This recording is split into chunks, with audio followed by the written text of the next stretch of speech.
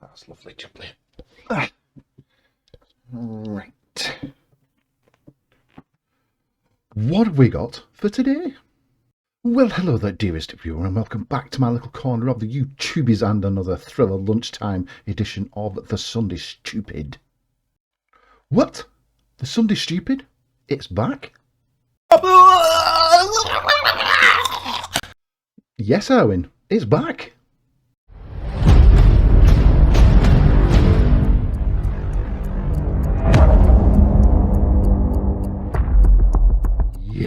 Yes. You know, after a short break of not doing like Wacky Wednesday and Sunday Stupid videos, I thought that because I was watching YouTube videos on how to treble your sub count and increase your views by 10,000 and 100% and all the rest of it. I was watching those kinds of videos. And then my views and my subs started going backwards. So I've decided to go back to the tried and trusted format, a Wednesday video and a Sunday video, as long as my health survives, because I've been diagnosed recently with this flesh-eating virus, and, you know, the doctors have given me just 76 years to live. So, you know, before I snuff it, I want to squeeze in as much content as I possibly can. So here we go. Before we get on to my favourite flurf, which is CC Chris, I've got to address Matt Powell's lies, because he does lie, and he lies every time he goes on video. This is one particular lie about me. Here we go. They will light a joint on camera. They'll light a joint, which is extremely unprofessional. Those are not joints. They are just bog standard cigarettes. I have never ever smoked weed online, on camera, ever. Tried it in the past, don't like it, don't do it anymore. Simple as that. So please, Matt, stop lying for Jesus. Right, now we've got that homophobic scumbag out of the way, let's move on to my favourite flurf and good old CC Chris. Good morning, good evening, good afternoon, wherever you may be. CC here, Chris, from New York, Westchester County. Hello there, Chris. I'm from Bolton, Lancashire, the true centre of the universe. It's 6/3/22, interesting date. Yes, it is. In 2016, on this date, Muhammad Ali sadly passed away. In 1965, Ed White became the first American to walk in space. And in 1932, and I don't understand much about American sports, I really don't, but Lou Gehrig hit 4 consecutive home runs in basketball. Anyway, there's a couple of things I want to talk to you about. I had an interesting week. You know what I noticed? I was a weather watcher. You know, I couldn't watch anything else on TV, even before Flat Earth.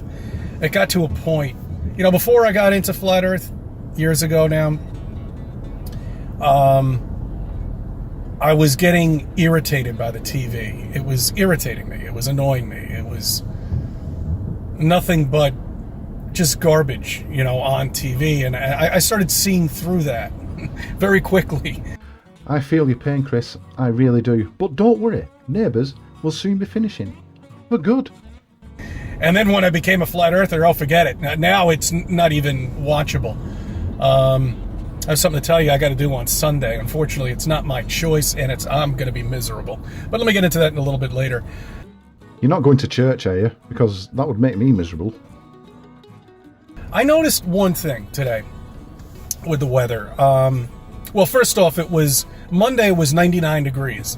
And then on Tuesday morning when I woke up, it was 64 degrees. So something the matter with that. But well, no, because it's usually colder in the mornings than it is during the day. So what was it? On Wednesday, around 3 o'clock, storm comes in, pouring rain, until about 7 p.m. Yesterday, storm comes in about 3 o'clock, pouring rain. This was drenching rain. It was even harder. And finishes at around 7 o'clock, 8 o'clock, somewhere around there. So I get soaked 2 days in a row coming home. Well, After the first storm, I mean, you check the weather reports, you said so yourself. So after the first storm, one would think that one would buy an umbrella so you didn't get soaked twice. Or am I just making sense? Do you realize what the chances, if we were spinning at 1,000 miles per hour, for the weather pattern to be the same 2 days in a row, 3 days in a row? But we're not spinning at 1,000 miles an hour. We're rotating at 15 degrees per hour, thanks, Bob. We're rotating at half the speed of the hour hand of a clock. You've been told this many times, Chris. Why are you not listening? Even predicting it would be impossible. It would be zero chance of that happening if we were spinning at 1,000 miles per hour. It would be, the statistics would be, it would be improbable. The weather should be all over the fucking place, unpredictable.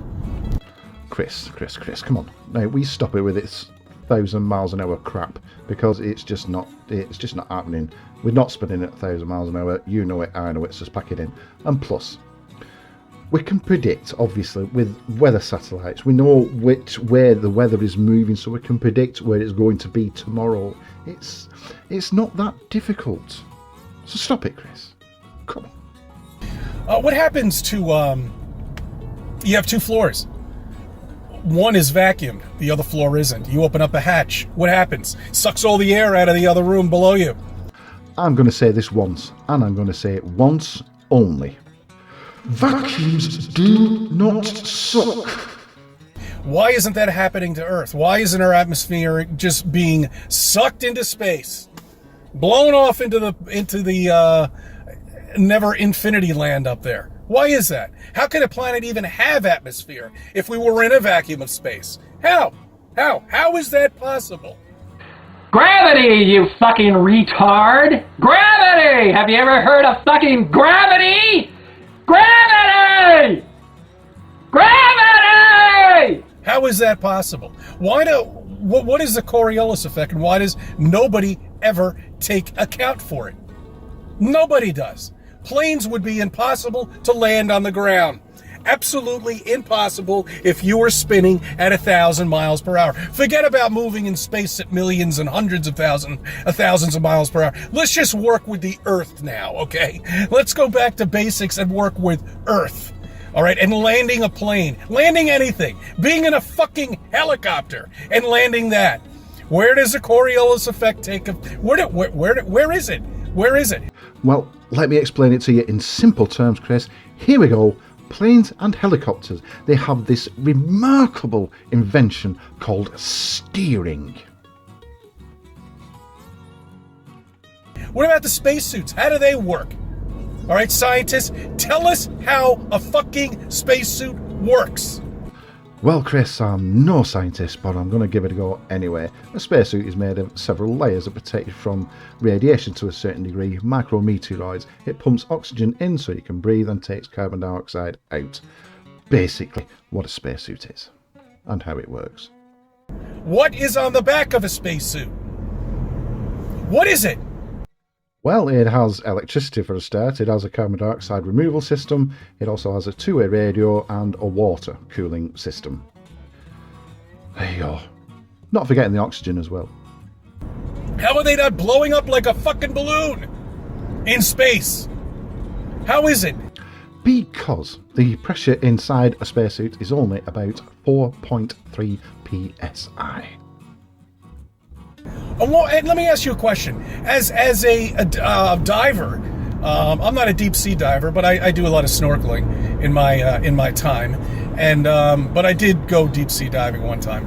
I lost a very expensive watch while doing it, but anybody who knows me knows that story. I won't get into it. You wore an expensive watch, knowing that you were going deep sea diving. Deep sea diving. Ladies and gentlemen, I think my brain just committed suicide. Anyway, the one thing you're constantly worried about is air. How much air do you have? Hey, Chris, how much air do you have? I got about an hour. We're pretty good. How much air do you have? I got 9 minutes. You got to get the fuck out of here. Why is it when they were walking on space, on the moon, nobody was worried they could give a fuck? Are you being deliberately thick now, Mr. Chris? Just in the same way that you knew how much oxygen that you had left when you went deep sea diving and you lost your rather expensive watch, those astronauts on the moon, they knew exactly how much oxygen they had left. It was constantly being monitored.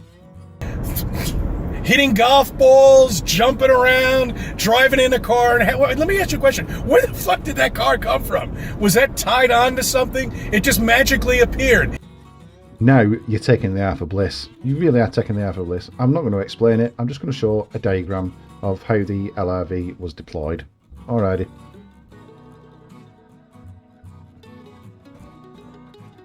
They put it together with their hands? How is that possible? Have you ever tried to do anything?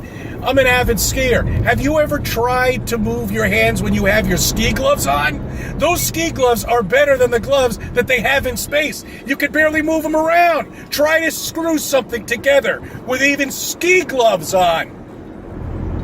Guys, you've been lied to. You've been lied to all of your fucking life.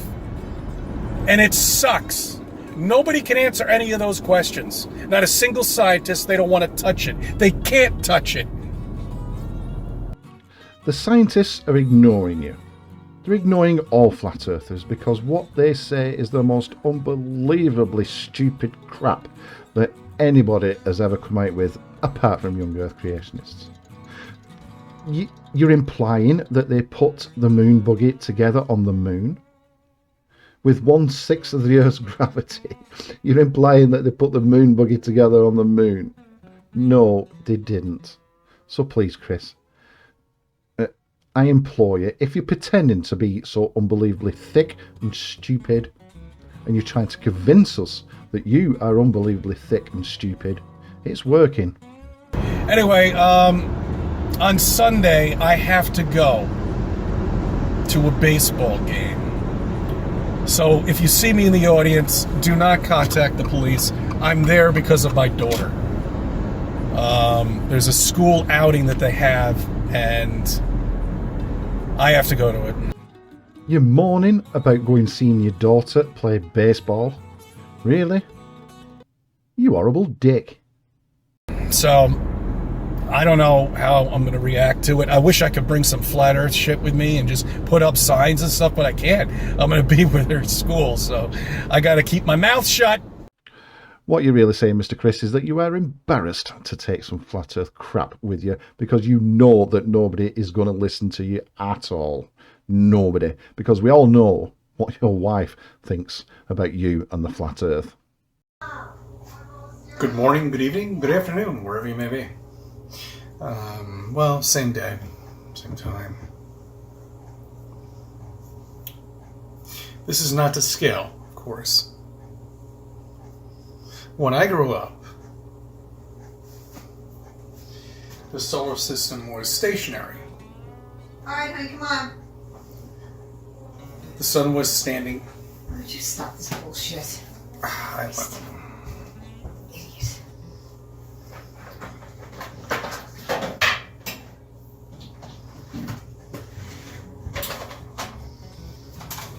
Can you give me like 5 minutes? No, you've had it all morning, and I'm just freezing, and I'm hungry, and it's time to start cleaning the house. It never gets old. I thank you for subbing. I thank you for viewing my videos. Let me be a part of your life. And I thank you, Mr. CC Chris, for allowing me to laugh at your videos. Thank you so much. Anyway, that's the end of this particular video, so I will see you all very soon. Thank you all so much for joining me. Don't forget to like, share, subscribe, etc., etc. And a special shout out to all my channel members and patrons who were scrolling across the bottom of the screen throughout this entire video. Thank you all so much, my friends, and I will see you on the next one. Ta-ra for a bit.